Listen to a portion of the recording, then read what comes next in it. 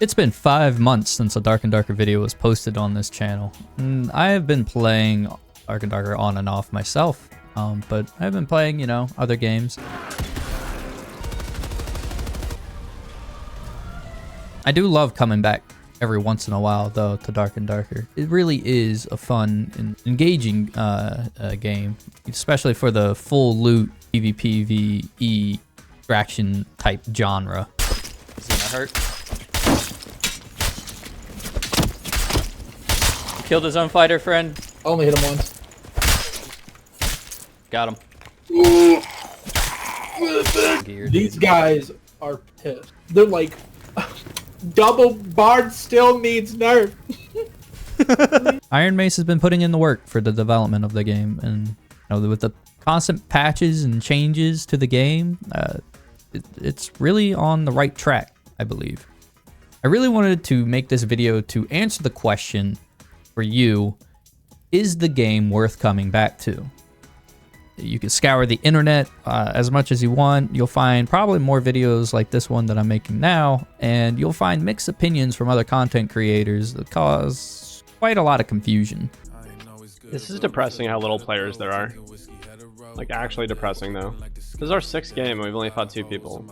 And no one had gear. Not a single player we fought yet has had gear.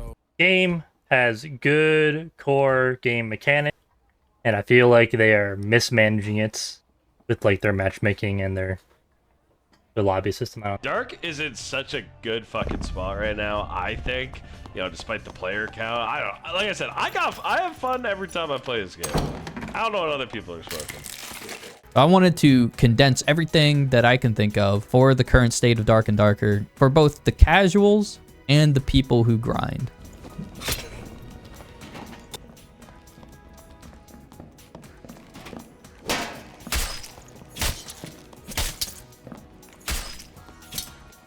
Let's talk about the previous updates and the patches. Very recently, there has been a new ice map that has been implemented into the game. And at first, there was a lot of what people felt like to be a lot of unfair new elements placed into the game, as there is no ring that spawns in the ice cave.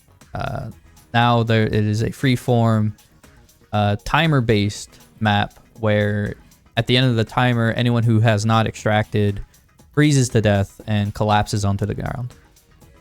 This is a very interesting and innovative map choice for Ironmace to be putting into Dark and Darker, I believe.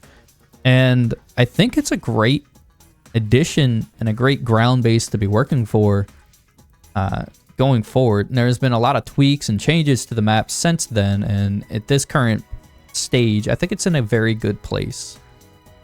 They plan on the ice map to be yet another 1 to 3 layer adventure where you'll start at the top, work your way to the middle, and then work your way down to the bottom where there's a boss. However, neither the first or third layer of the map has been put in yet, and we'll see what they'll do with that.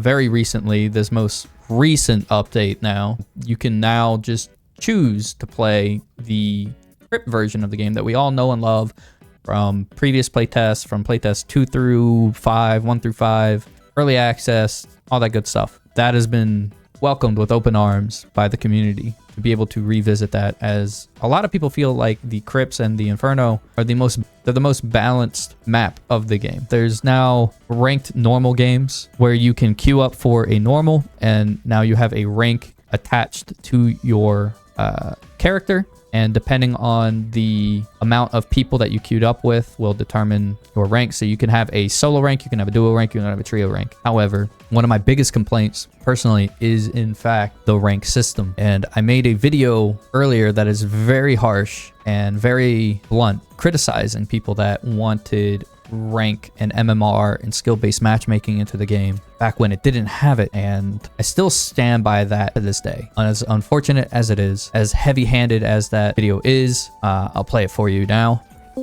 I think Dark and Darker should be a competitive video game. No. I'm gonna say it. What? I think anybody who is trying to push Dark and Darker to be a competitive game with elo, matchmaking, ranking, anything like that is a failure in their own lives, and trying to go from game to game, trying to figure out which game they can be the best in until they find a small pond that they can be the big fish in and feel a sense of accomplishment. because that's why they abandoned League of Legends, Dota 2, Counter-Strike, and all the other big competitive games, because they weren't able to make it in there. So now they go and try and ruin every single gaming experience that they can for themselves and everyone around them. Damn! Nail in the coffin, bro. But that's just my opinion. No, that's kind of... I do not believe that rank was a good addition to Dark and Darker.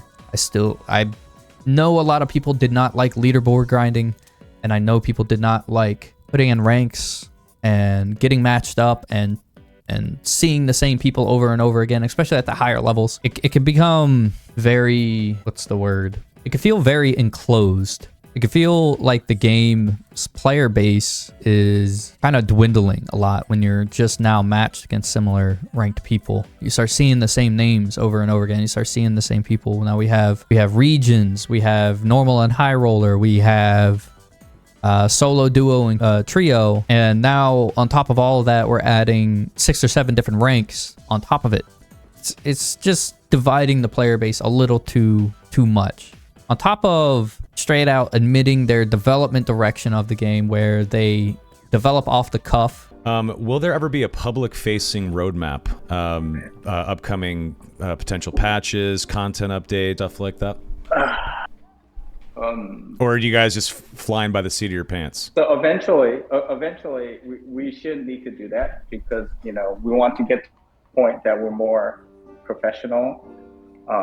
But again, right now, you're right, we are kind of in that flying by the seat of our pants kind of mode. But the reason we're doing that is, we don't have enough people right now, so we're just trying to do the best with what we have right now. And they don't really have a direction in the office of what they're doing. They just kind of do what they want to do, which one of their ideas right now is the new class that they want to focus on is Druid. We used to be in a pretty bad situation where barbarians were just rolling the entire game for the longest time.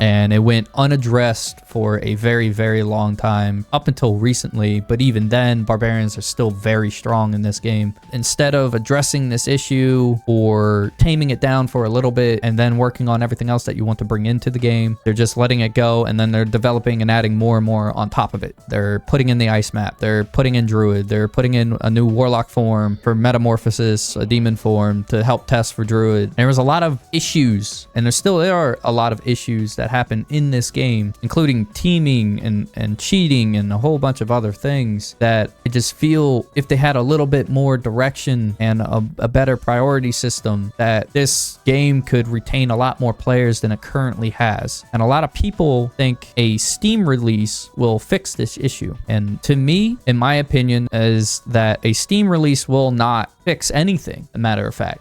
If next week, when this next patch, this big balance patch drop next week, and they announce Druid and all of this stuff, and they a new map again, the first layer for the ice caverns, let's say, or anything, and then on top of that they're going to do a Steam release, I think it would be done in very bad judgment, as a lot of the core problems with the game have not been addressed. And one of the things I want this game to do, and one of the things I want Ironmace to do, is to succeed as much as they can. Dark and Darker is a great game. I said that back at the beginning. And if a new player like you who is watching the video, or someone else who's new to the channel, comes and visits the game, they visit this game in the current state that it was, or that it is, plays it on Steam for a little bit, they're going to see some of these more glaring issues that are arising, and these new players that Steam release will bring in will not be retained. It will be back into our situation that we are now, with problems with the player base, problems with balancing, problems with the direction of the game, gearing up and everything. We're doing a lot of experimenting and experimental stuff right now, but let's figure out what's working and what's not, and let's stick to that before we start adding more and more stuff, so we don't have to backtrack into our development and starting back at square one. Instead of releasing Druid now and it being a broken mess or the most overpowered thing that this game has ever seen, let's make sure that everything else is ready for a Druid release, so that we have a goal to balance Druid 2 or to bring the other classes in the game up to Druid, whatever it may be. So to wrap all this up, should you return to Dark and Darker? I think so, only if you want to. The game, again, like I said, a lot of fun, especially if you have some friends to be playing with, but only if you want to come back or try it out. Other than that, I would personally wait for a Steam release, as I hope that they're able to get the game into a great state for a Steam release that is able to retain a lot of people. Thank you for watching the video. Like, sub, all that good stuff. It helps me out. If you like this kind of content, please let me know. Feel free.